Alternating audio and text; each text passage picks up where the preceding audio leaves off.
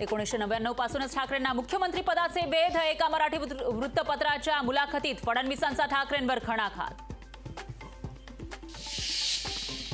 देवेंद्र फडणवीस राजकारणातलं कच्चं मडकं, त्यांना जास्त गांभीर्याने घेऊ नका। फडणवीसांच्या दाव्याला राऊतांचं प्रत्युत्तर।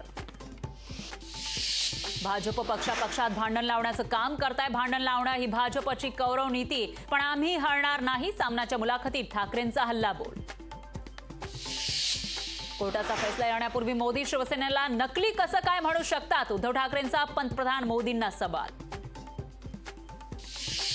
काँग्रेस लोकसभेच्या 50 जागाही जिंकू शकणार नाही। ओडिशातील प्रचार सभेत मोदींचा दावा। पुण्यातील बाघोलीमध्ये भाषण करताना अजितदादांची जीभ घसरली। माध्यमांचा शिवी देऊन केला उल्लेख। पुण्यात निवडणूक आयोगाच्या भरारी पथकाकडून यशोमती ठाकूर यांच्या कारची तपासणी। नाहक त्रास दिला जात असल्याचा ठाकूर यांचा आरोप।